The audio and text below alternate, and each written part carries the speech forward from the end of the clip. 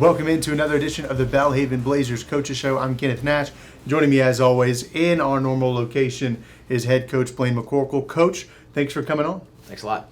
Blazers are coming off of their first loss of this season. No way to put it other than that. They were up at Huntingdon this past weekend.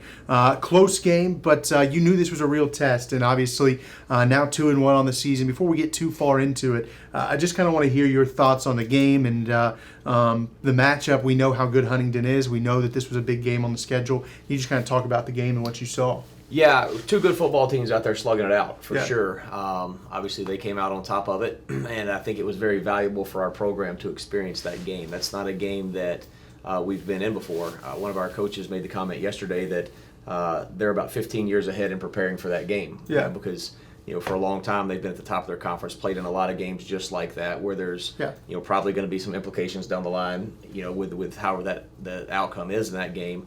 And that was new for us. Yep. Last year we had a good year. We beat some people handily that last year we probably should have beaten. But when we got in the bigger games, we really had nothing to lose. So we just were able to play fast and free. So to be in an environment where there was definitely things on the line in a big game, it's the first time we've ever been in that situation. Yep. And I think we came out a little bit tight. Got the slow start, got down 14-0, battled back, but probably just didn't have enough juice to finish it. The beauty of it is now we've been in that game, so we can't use that anymore of, hey, we've never been in this situation. So the big question is, what are we going to learn from it? Are we going to grow and advance and learn our lesson and be more prepared next time we're in that situation or not? So good for us that we get the opportunity to grow from it. Absolutely. You hit on something that I was kind of prepping for this and watching some of the stuff from the game back. It did look a little bit tight, and you made a good point. Last year you played these teams, they were at the top of the conference, and you had no expectations, especially from the outside. And you didn't have the pressure on you. You go into this game, and there are expectations internally and externally. And so that's an interesting point that you make, something that I kind of looked at, and I'm glad to hear you say that. We'll have some highlights here in just a second, but as far as how the game played out, the first 2 weeks of the season, especially on both sides of the ball, you were kind of able to impose your will, whether it be scheme, game plan, just energy or athleticism. That was not quite as much the case this weekend. Obviously, Huntington's got some really talented players, some really talented coaches. Can you just kind of walk through the kind of the ins and outs of offense and defense and what you saw in kind of playing out on the field? Yeah, I think schematically and talent-wise, it probably played out about like we thought it would. They're a talented team. They're extremely fit. They're extremely fast. They play extremely hard, and they do bring a lot of energy. But so do we. Yeah. So do we. And I do think a little bit of the tightness cost us there early. To get in the hole 14-0 against a team like that, you never want to do that. Because they're a team that can take off and separate. To our credit, we came back, tied it up. Then they come back and take a lead, and then we take a lead, and it was a real back and forth game until late, when I think we kind of ran out of juice a little bit, and they were able to pull away, which is where some of that big game championship level experience really paid off for them, and we've got to learn from that. Definitely got to learn from that. Absolutely. We've got some highlights to take a look at here because there were a ton of really nice plays and a lot of individuals really made some good plays. The first one here, Connor Fordham, we've talked about him a lot this year. I've talked about a lot over the past couple of years. Kind of the quarterback of your defense, makes a really good play here, picks up the sack, and they were a little bit harder to come by this week, but a good play. Yeah, they were. Connor's an outstanding football player, as we all know that. And this was a big sack for him there early in the first quarter.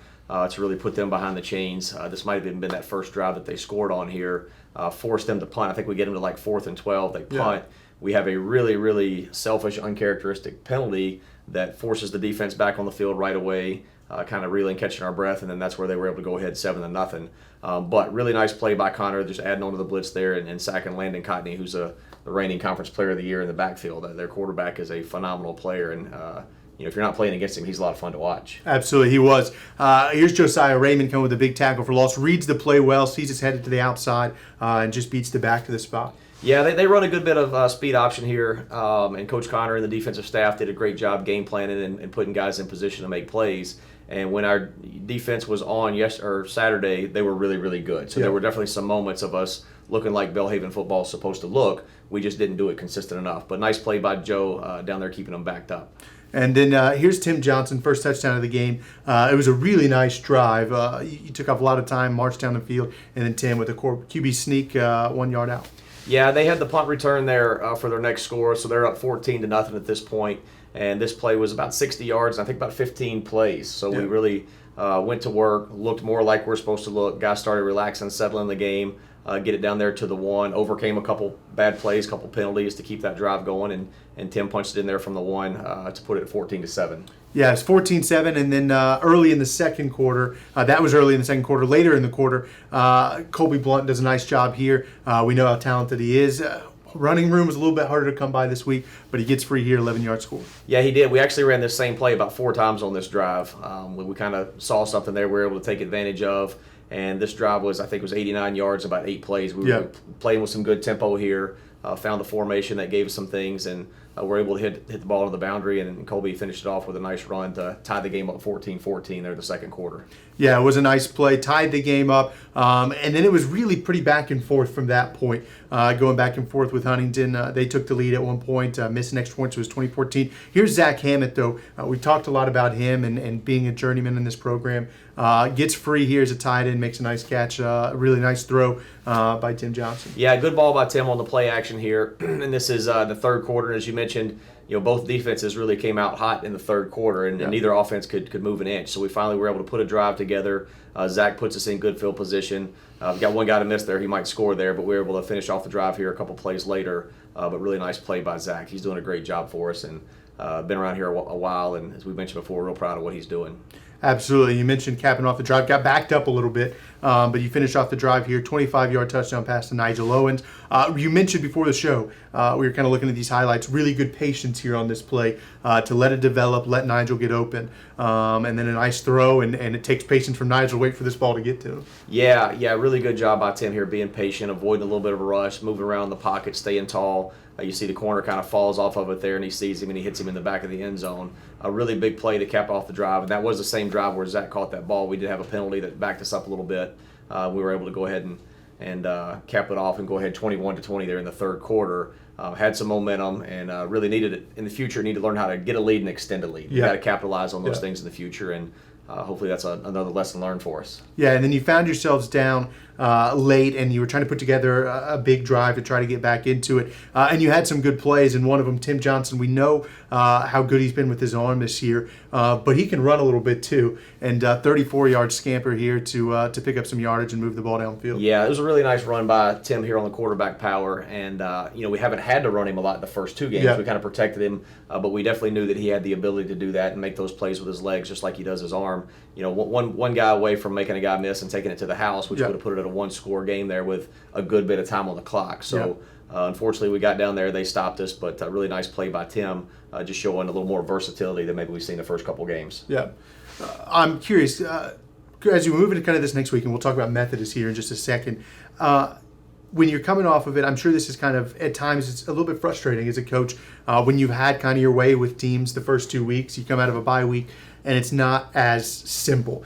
Is it really about sticking to the process now and recognizing, hey, this is still a successful way to play the game? I'm sure y'all are pretty confident in your schemes and everything, but is there any kind of question mark of like, okay, this didn't work as well as we thought it did, or is it full steam ahead? We like what we're doing, we like the direction we're headed. Yeah, no question marks. Question. We believe in what we're doing. Our kids believe in what we're doing.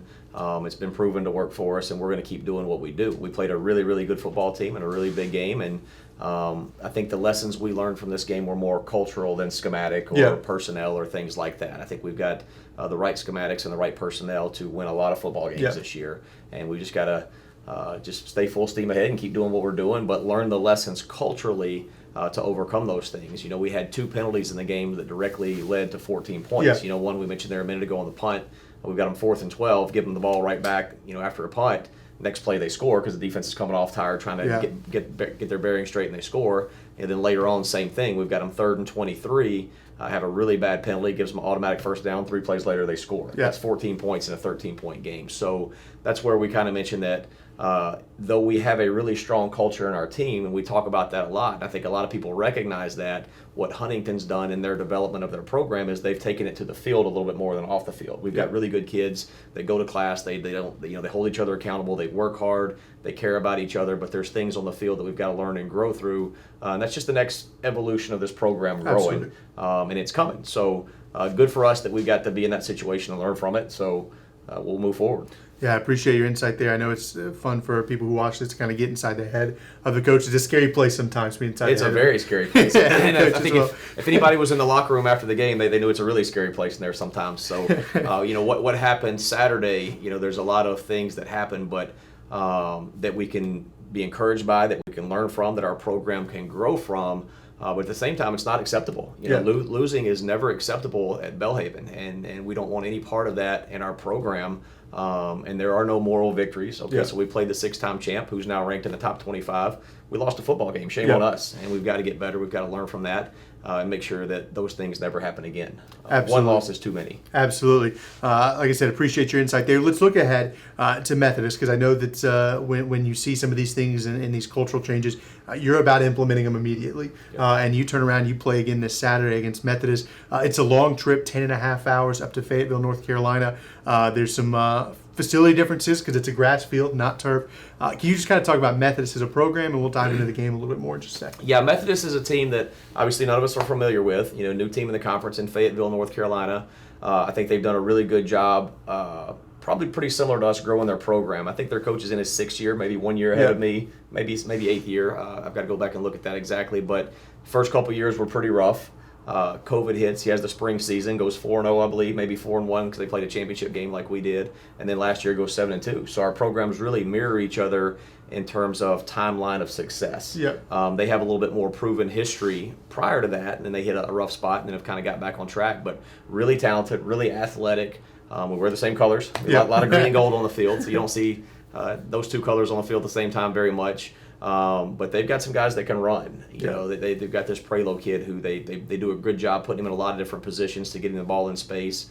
He's fast. He can run. The quarterback, Bullis, is talented. He is a true stand in the pocket, get the ball out quick. He can get it all over the field. So we definitely have our work cut out for us. And we will get to play on grass for the first time since I've been at Belhaven. I think the last game I coached on grass was 2017 at another school. So it's been a while. So we'll practice on our grass field. We're fortunate enough to have that, to be able to get down there a couple times this week and make sure our shoes feel the same and all that stuff. But at the end of the day, you got to line up and play. So, but it's exciting. That's this is one of the reasons we got this new conference, so that our kids could have a true college experience and see new places other than Texas. So I think half of our roster has probably never been to North Carolina and still trying to find it on a map. So good for them. They get to go see and experience something new and different. Absolutely. And we mentioned it's a long trip, 10 and a half hours. I know this will be the longest trip of the year for you so far. It may actually be your longest trip of the year overall. Can you just kind of talk about prepping for a road trip like that? I know you're not completely unfamiliar with it, driving to Texas, and obviously you've been out to Alpine before. But can you just kind of talk about what it's like going on these long road trips? I know it's a longer process, more days that you're gone, and trying to practice on the road and all of that. Yeah, it takes a lot of work. It takes a lot of logistics. Lee Simpson, our director of football operations, does an incredible job putting our itinerary, our schedule together, mapping it all out to take the pressure off the coaches having to do that so we can focus on the game. But we'll leave Thursday morning, mid-morning. I think we'll leave around 11. We'll stop in Meridian at Lamar Academy, where Charlie Blue went to school, and practice on their grass field there, eat there, and then drive on to Birmingham Thursday night, spend the night, and then drive the rest of the way Friday. We'll stop, I believe, in Augusta somewhere Friday and practice, and try to get to the hotel, around 5:30 to give the guys plenty of time to get off their feet and relax a little bit, have some meetings that night, and then you get up and play at 1 o'clock Eastern time, which is like noon to us. So there's a time change difference that we've never had to deal with. So there's a lot of logistics that goes into it. But as I mentioned, Lee does a great job having us ready to go, and our job is just to show up and get ready, and he handles the rest of it. Absolutely. Let's talk about the game real quick and things that you're trying to see. I know y'all are getting into film and kind of putting together the scouting report and everything like that on Methodist this week. But can you talk about, from our side of things, Belhaven side of things, what you're trying to focus on and what we may see and viewers that, if they're tuning in, can kind of look out for? We just need to be us. This is really a week that your preparation is different with leaving Thursday, so it's a little bit tighter window. So the coaches are grinding out pretty good, as we speak, putting some things together a little bit ahead of our normal time frame. So the key is just go be us and just play Belhaven football. What we did last week is us. We've just got to be more disciplined in how we do it. We've got to execute a little bit better and handle adversity better. And I think if we do, we'll be fine. But nothing drastically different coming up this week that is worth mentioning. But we just got to be us and be physical and be tough and play fast. We've got to play with really good energy, and I think we can be in good shape. Absolutely. Before we wrap up, I just want to kind of get your thoughts on the player side of things, trying to bounce back after a loss. We talked about that there was some pressure on that game last week. But the fact is, you're not even halfway through your season.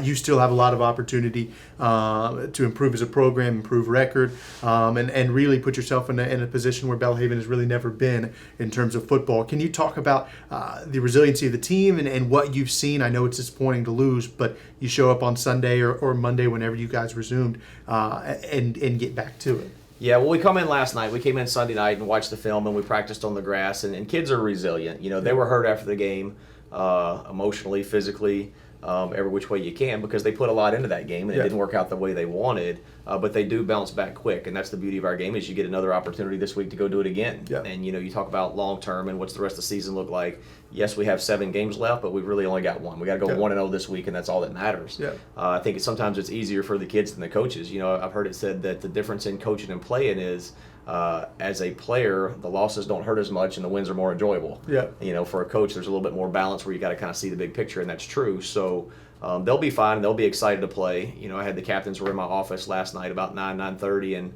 they just kept saying, "Boy, I wish we could get on the bus and just go play today to get the bad taste of our mouth." Yeah. So they're excited and they're ready to keep going, and they know the opportunity missed, but they got another opportunity this week to go 1-0. Absolutely. Blazers taking on the Methodist Monarchs, Saturday, 12 o'clock up in Fayetteville, North Carolina. If you're in the North Carolina area, make sure to go show up, support the Blazers. But, Coach, thanks again. Good luck this weekend. Good luck with the travel. We appreciate your time. Thank you.